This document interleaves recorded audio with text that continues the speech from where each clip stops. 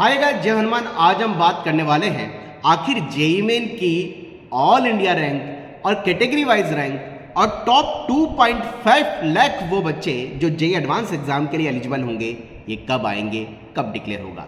आप सभी को पता है कि जेईई मेन के एग्जाम्स होने के बाद अब जो रिजल्ट निकाला जाएगा उससे पहले प्रोविजनल आंसर की रिलीज होंगी।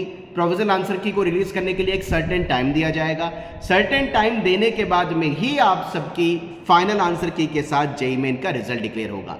जेईई मेन का जो रिजल्ट डिक्लेयर होगा एज पर जेईई मेन की जो वेबसाइट पर इंफॉर्मेशन बुलेटिन हालांकि पुराना डाला हुआ है, उसके अकॉर्डिंग तो उनका कहना है कि हम 25 अप्रैल को जेईई मेन की ऑल इंडिया रैंक या सेशन 2 का रिजल्ट डिक्लेयर करेंगे। और सेशन 2 के रिजल्ट की जो परसेंटाइल है और जेईई मेन जनवरी की जो परसेंटाइल है उसमें से हायर परसेंटाइल या फिर हायर एनटीए स्कोर के अकॉर्डिंग आप सभी की ऑल इंडिया रैंक डिक्लेयर होगी, जो कि जेईई मेन के अकॉर्डिंग तो 25 अप्रैल है। लेकिन अगर थोड़ा सा बहुत ध्यान से देखा जाए कि जेईई एडवांस की फॉर्म फिलिंग जो आईआईटी मद्रास ने अभी तक भी वेबसाइट पे बोल रखा है कि 21 अप्रैल से 30 अप्रैल तक जेईई एडवांस की फॉर्म फिलिंग चलेगी, बिना जेईई मेन की ऑल इंडिया रैंक डिक्लेयर हुए, बिना जेईई मेन के बेसिस पर टॉप 2.5 लाख बच्चों को डिक्लेयर किए हुए जेईई एडवांस की फॉर्म फिलिंग चालू नहीं हो सकती।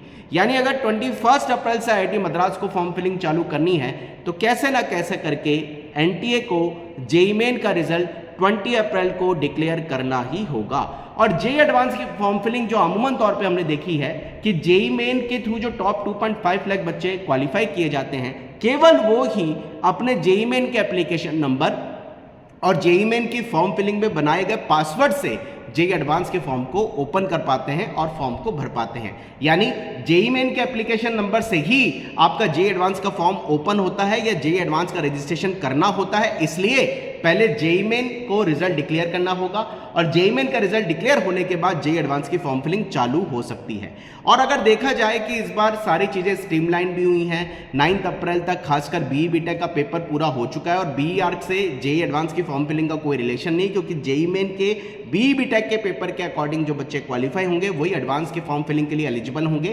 तो 9 अप्रैल तक जब जेईई मेन का पेपर फिनिश हो चुका है, पहले उसको बोला गया था कि 15 अप्रैल तक जेईई मेन का एग्जाम चलेगा, लेकिन 9 अप्रैल तक जेईई मेन का बीई बीटेक का एग्जाम हो चुका है, जो कि 15 अप्रैल से करीबन 5 से 6 डेज पहले है। अब ऐसा लगता है कि जो 15 अप्रैल तक एग्जाम चलना था उसको 9 अप्रैल तक एनटीए ने वाइंड अप कर दिया, यानी सारे एग्जाम करा लिए। तो अब ये प्रैक्टिकली पॉसिबल लगता है कि 20 अप्रैल तक जेईई मेन अपना रिजल्ट डिक्लेयर कर रही होगी और करना भी चाहिए, क्योंकि 21 अप्रैल को जेईई एडवांस की फॉर्म फिलिंग का लॉगिन तभी ओपन हो पाएगा और बच्चे फॉर्म तभी भर पाएंगे जब जेईई मेन के अंदर वो टॉप 2.5 लाख बच्चों में आ रहे हों और उसी एप्लीकेशन नंबर और पासवर्ड से वो जेईई एडवांस के फॉर्म को फिल कर रहे होंगे। लास्ट ईयर भी हमने देखा था और पिछले कई सालों में भी हमने देखा कि जेईई एडवांस की फॉर्म फिलिंग से जस्ट एक दिन पहले जेईई मेन का रिजल्ट आया है और उसमें जेईई मेन के ऑल इंडिया रैंक के साथ उनके लिए एलिजिबिलिटी लिखी रहती है कि आप जेईई एडवांस के एग्जाम के लिए एलिजिबल हैं, जेईई एडवांस के फॉर्म भरने के लिए एलिजिबल है, ये जेईई मेन के रिजल्ट में मेंशन होता है। तो गाइस, आप सभी का जेईई मेन का जो रिजल्ट है ऑल इंडिया रैंक के साथ, जेईई मेन के सेशन 2 के एनटीए स्कोर के साथ और जेईई एडवांस की एलिजिबिलिटी के साथ ये 20